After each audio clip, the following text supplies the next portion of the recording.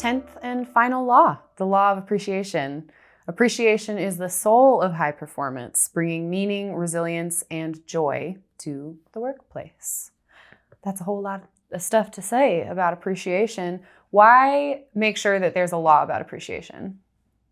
If you look at the etymology of the word appreciation, it actually means to increase the value of, like property appreciates. Mm-hmm.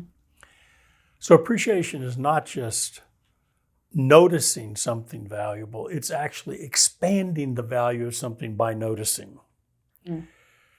So if we say that part of the job of a high performance team is to leave things better than they found them, well, appreciation increases the value of. All right, well, anything we've got that reliably increases the value of what we're doing, we should be really interested in.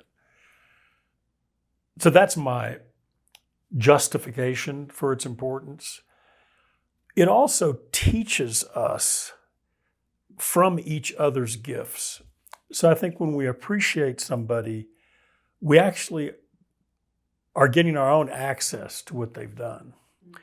And one of the things that I see a lot and try to help people work through is when they are appreciated, being defensive about it. You know, say, oh, well, really, not me, not. And what they don't realize is that in that moment, that person's expressing something they value that they experienced through them. And so if you push that appreciation back, it's actually in the face of, it's almost insulting what it is they think is important. So I think the reason we say it's the soul of high performance, appreciating what we've done, who's contributed, the difference we made, I think that's the fundamental ingredient for joy in the work, is appreciating the value we've created individually and together. So I think this one's really important. As you know, you mentioned that in the last law or 2 laws ago, we were going to include a just protocol for people. Yeah. And one of the questions in there is, who is there to appreciate and for what? And I have seen companies take our just protocol, and then I'll come back later, and they've eliminated that step. And some people have said to me, well, what if there wasn't anything to appreciate? My answer is appreciation is a commitment, not a reaction. Mm-hmm. As y'all know, we've been involved in some very ugly debriefs, a very serious breakdown, some that cost lives. I've never seen one where there wasn't something or someone to appreciate for something associated even with disasters. So I think the commitment to appreciate is a commitment to make things more valuable than they otherwise would be. Going back to something you said just a minute ago, this sort of shuffling off or dismissing somebody's appreciation. A friend of ours, Luis in South Africa, gave me some coaching that I have handed all over the world, which is to have the response be, thank you, I love hearing that. And it's a good habit to just build. If you are one of these people that has a hard time with appreciation, it's at least a starting point to actually be able to take it in. I was with a group of women leaders a couple summers ago, and somebody was asking me for career advice. And I said, actually, and they wanted to know what they should be working on. And I said, well, what are the things that you get acknowledged for most often? And they sort of looked at me funny. And they said, well, shouldn't I be working on all the things that I have been told I need to work on? And I said, I think the things that you are most often appreciated for, that you dismiss, are the things that are so natural to you that others don't see as natural to the rest of teams, the rest of humanity. And so those are the places that you should be really working to leverage the most, because it's the place where you have something that's a natural contribution of yours that you love to make, that makes a difference to people, that clearly is so easeful that you don't even notice it. And so instead of going back through years of here's all the stuff I've been told I need to work on, what if you went back through all of the years of things that you have been appreciated for, or sort of people commented on that you dismissed? Because often I think we dismiss the things that were like, oh, it was no big deal. well, but if somebody's acknowledging it, to them it was a big deal. Yeah. And so there's something in there to learn and to really grow and develop from. There's I think there are a couple of things that get in our way just as human beings, but I think there probably are some cultural components to this too. So I don't know how much is uniquely American and how much other folks in other countries would also identify with, but this like false humility thing, we so badly want to be seen as human beings, but we really don't want anybody to be looking at us. There's something so uncomfortable about being seen and recognized, and I think it's because it's very intimate, actually, just on a human level.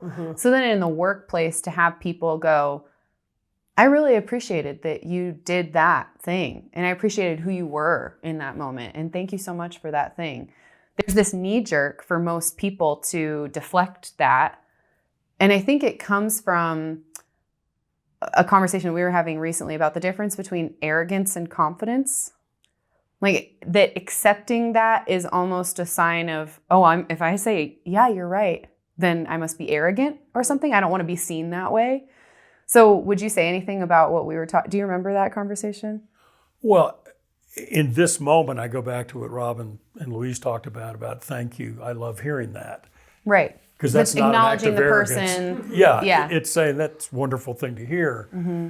To think that receiving a compliment is an act of arrogance, I'll just put it this way, it's a mistake. Mm-hmm.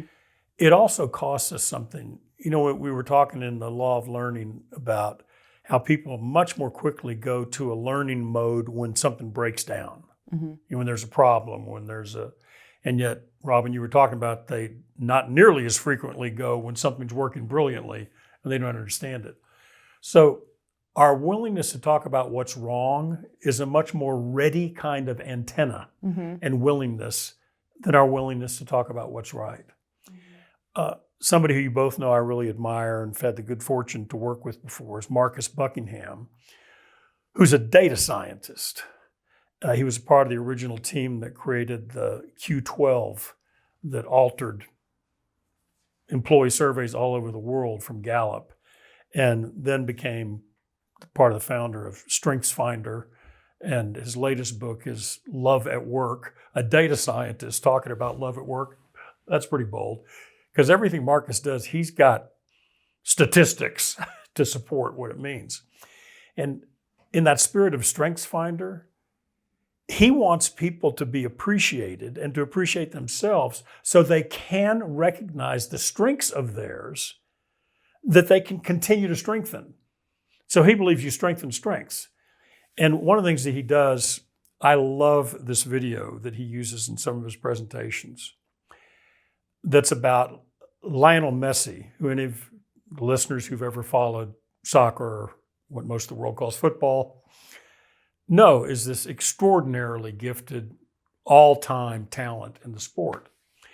And when he was coming into the higher leagues, all kinds of people predicted he can never succeed. He's only left-footed. You know, and it's like in basketball, I say the guy can only go to his right. He's going to be easy. We just defend him on the left. So there was this assumption that because he used his left foot all the time, he couldn't possibly operate at that level. Well, 20 years later, people know he could operate at any level and created new levels that other people can't operate. And he shows this one film where he takes the ball at the extreme end of the pitch away from the goal that he would want to put the ball in, moves through the whole other team, and I think he touches the ball with his left foot 17 times and not once with his right, goes through the whole team and scores. And he uses that to say, your job is not to be as good at everything as everybody is. Mm-hmm. It's to discover, to appreciate in yourself, what are your strongest strengths? And how do you continue to repurpose those? Mm-hmm. It's why from the experience of being around him, I like to think of, okay, where's a breakdown and how do you bring what you're strongest at to that breakdown? Right. So I think appreciation is the revelation of strength to increase confidence, not arrogance. Like, I can count on that. Right. You're right. Mm-hmm. Another thing that's related to what you said earlier is there's also an art to appreciating. Because we're talking about there's an art to receiving it, like, thank you, I'm lovely to hear that. There's also an art to giving it. So general appreciation tends to have no impact. I want to thank all of you for your fine work. Okie dokie. Appreciation that's specific, where people can see the difference they made, that they're being appreciated for, that penetrates. And often that's individual. It can be at the level of team. Like you were talking about somebody being appreciated. If they get, oh, she's saying thank you to me because I was actually able to make something happen that saved her a whole day and actually got that thing to happen, which otherwise never would have.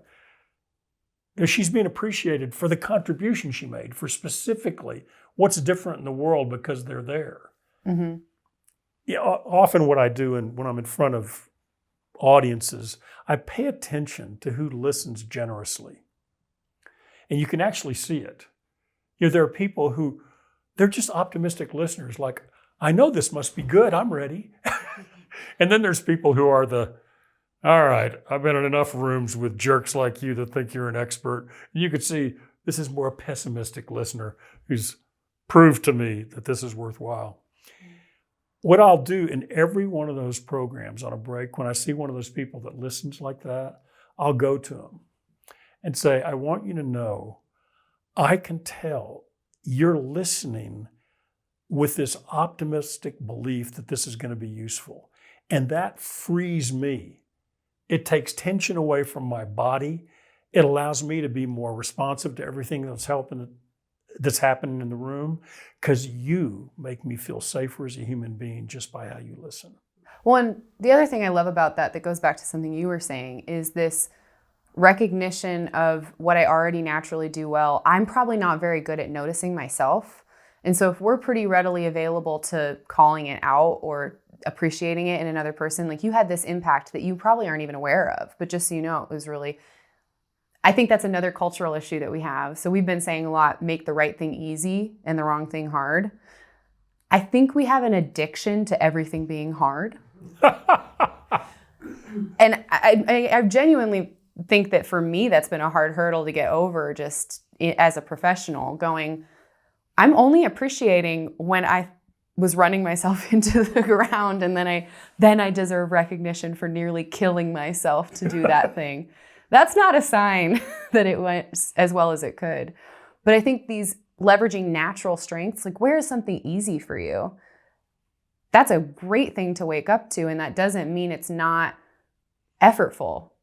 You know, it doesn't mean you're not contributing in some meaningful way. So I do think it's important, because that, if we get great at it, means we're elevating our ability to do things in an easier and easier way.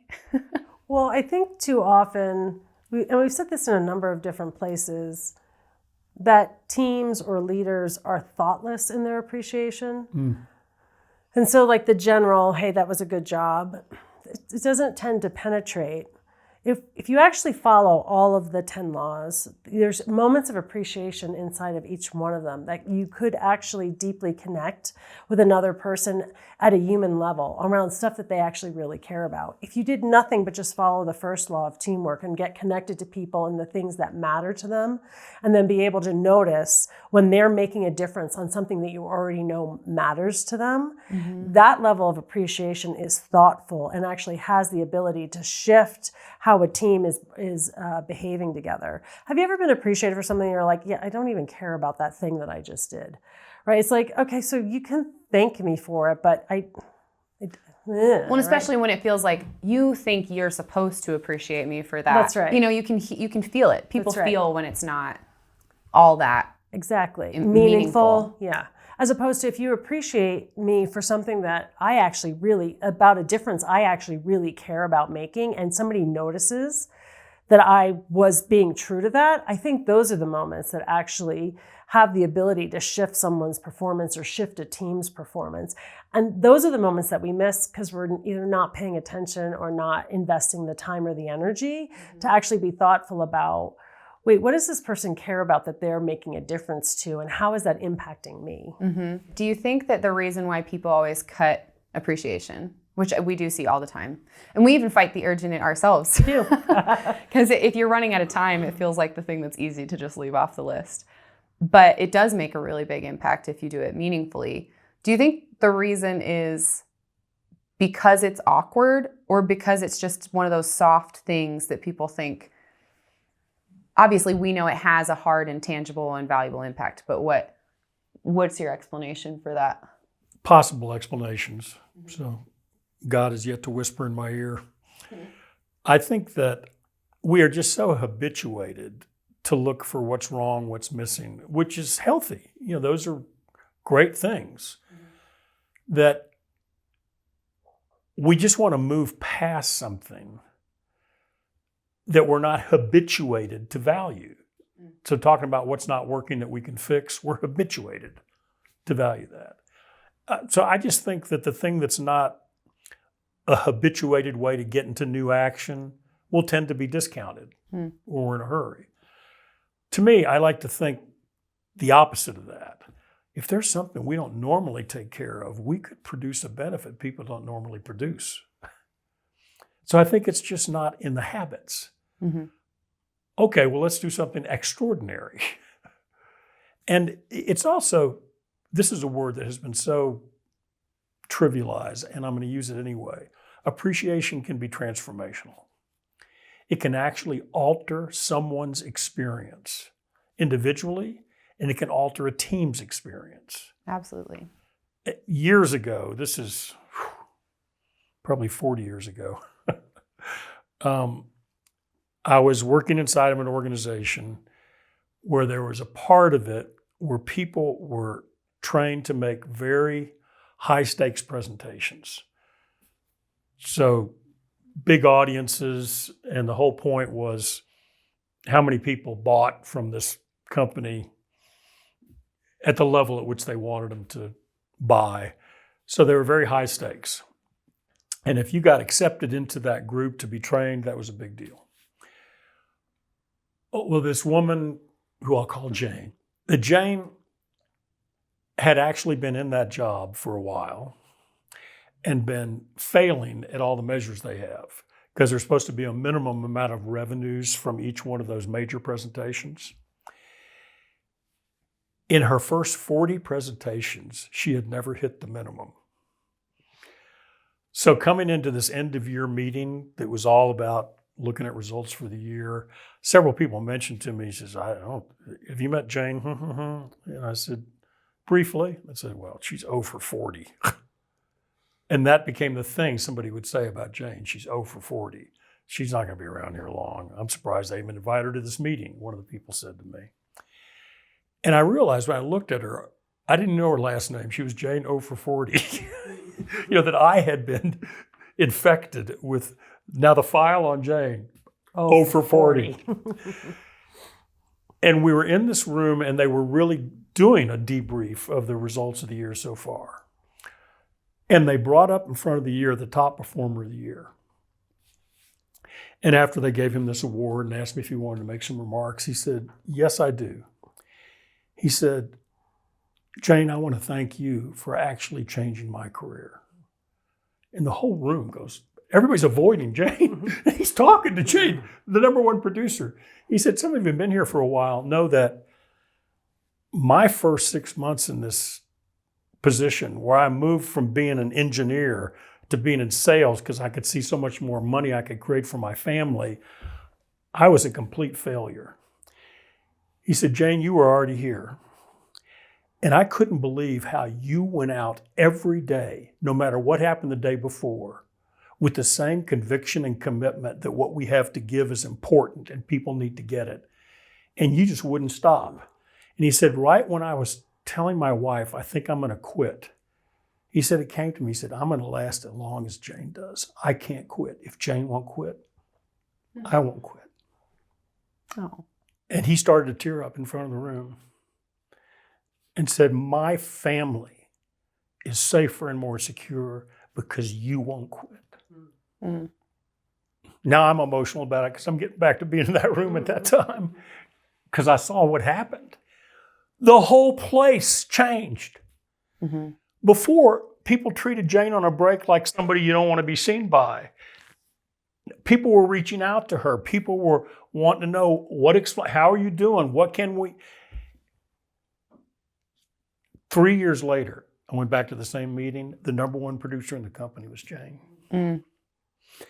And people now in that company to this day love to tell people the Jane story when they're struggling in the beginning, because she's heroic and known as this huge producer. And so they'll go, you need to hear the Jane story. That man changed so much, being up there, being acknowledged for himself by reaching into that and infusing it with appreciation. Mm. Beautiful. Well, that's both a story about the power of appreciation, the power of explanation, that he was able to use, offer a different explanation, and the use of power in a valuable way, that his influence, he used it in a way that actually had her change and what the team valued change. So it's a great example. Mm-hmm. You asked the question, Emma Rose, about why do teams skip it? Why? I think it's all the things, right? Like it is, yet we don't think we have the time for it. I think we can do it via email. Right. Which, okay, I guess, but it's not the same quite. But I think, Mick, what this story demonstrates is that I think too often teams don't get the power of it because they're not doing it very well. Right. So if all you do is say, hey, you did a good job and that was really great, that thing.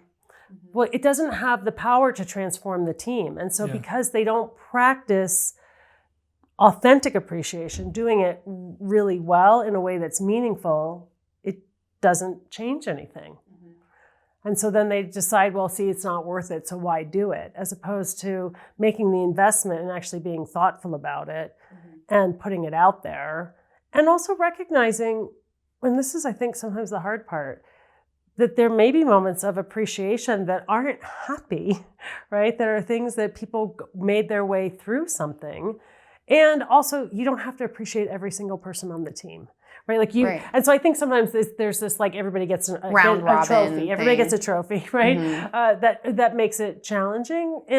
But there are moments when there's somebody or an event on a team that it's worth acknowledging and appreciating and actually seeing how it can transform. You asked the question about, is it an American thing? I've had the opportunity over the last 2 years to work with a French company, and they told me, I was with them in September, and they said, appreciation's not very French. But a number of them took it back and have actually been trying it, and they said it is stunning, the difference it makes, particularly when you are someone that has position power, and if you are in a culture of low appreciation, the difference just a little bit of appreciation can make inside the team. So I've had a number of them say, it's not really that hard, and it can make such a big difference in somebody's commitment to the work. Right. Well, and the part about doing it publicly, so not just doing it over an email, doing it in front of the team is the other thing that I know we say quite often is, who is there to appreciate? And can you say that to them in a way that not just, sure, there are certain things that just that person can be the witness for, but the other teammates being able to see what is there to appreciate and value because of what that leader or that person is valuing.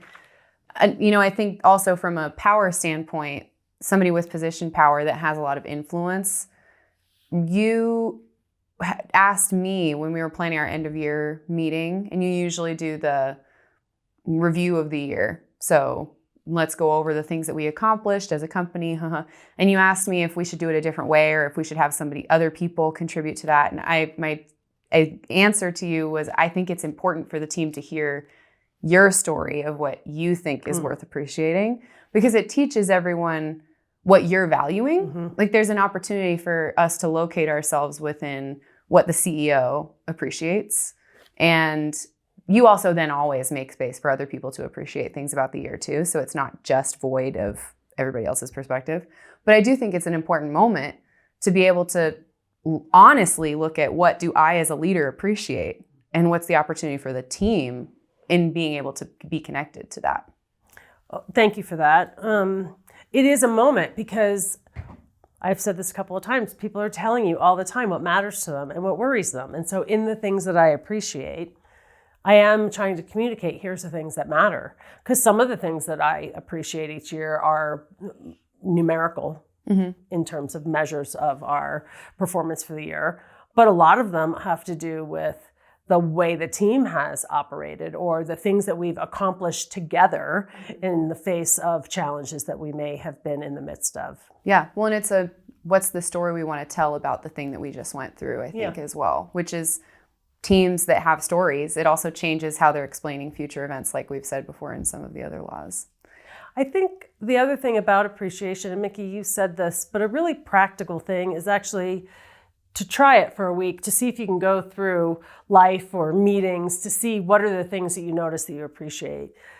You both know this. My engineering background has habituated me to always look for the thing that's wrong, because that's what I was actually trained to do, is find the thing that's either broken or about to break. So this is actually a really great habit to build, is to say, in any moment, there is something to appreciate. There's some moment in the day-to-day, whether it's big or small. And actually, what I have found is some of the smallest things that you notice about people and can appreciate actually make the biggest difference. Because it goes back to the law of presence, that you actually noticed a small thing that they did. Because the noticing the big things, okay, everybody notices the big accomplishments, but the small moments, I think, get missed by lots of people. And so if you can actually just tune yourself to see, like, what are the small things to notice that I might want to appreciate this week? Can I find 5? And in particular, if there's somebody that you've been in conflict with, this one is particularly challenging and particularly helpful in rewriting some of those files. Our dear friend Courtney Pullen, who I'm having lunch with on Monday, by the way, said, he went through a period with his stepdaughter that was really challenging. And he trained himself to just every day find what's one thing I can appreciate about her today. And he said, and it took a while to sort of rewrite that relationship. But he said he realized that it really had to start with, where can I find a source of something to appreciate? And so we talk about it in terms of celebration and other things, but appreciation has such healing qualities as well when we talk about relationships. And on teams, high-performing teams, again, there are going to be things that break down, or relationships that aren't easy or feel like there's grit in the gears, right? That just things feel scratchy between us. Can I find those moments of things to appreciate in that, instead of always just finding the wound to pick at? Right. Well, and I think going back to what we said at the very beginning of all of these laws about where you have the ability to cause a different outcome or influence things, just because nobody else is doing it doesn't mean you can't. Right. That I think it can feel a little awkward to be the first person to start appreciating people and doing that all the time. But it really has a transformative quality, and I think people rarely regret it. So a key point to that is you actually have to find meaning for yourself. This isn't about just finding a nice thing to say. It is really finding the thing that matters. My story about Courtney, he was really looking for something he could genuinely appreciate about his stepdaughter to help shift his point of view about her in that moment. The other thing that occurred to me when I was listening to you is my French colleagues. I asked them how many of them had ever appreciated their manager or the person that they reported to. And I got dead silence in the room when I asked the question. And I said, those roles are really hard. And most people, all they hear is the complaints about things. And it would be interesting to see what would happen if you actually appreciated them. And I found out later that one of the participants had actually emailed the co-CEO of this particular organization to thank her for the opportunity and to participate in this particular experience that we had been in together. And that meant so much to her, it filtered back to me through about 4 layers of management, that she had gotten an email from somebody that this had made a difference. And I recently got an email from their head of talent that said this particular experience that we run for them each year is something that they are immensely proud of, and it has reset the level of leadership in their organization. I think a lot of that has to do with people being able to actually acknowledge at an executive level, the difference that something's making in their life. And I think that that's the spirit of appreciation is, can we actually acknowledge the difference that we make on one another? Because we are in community together. Mm-hmm.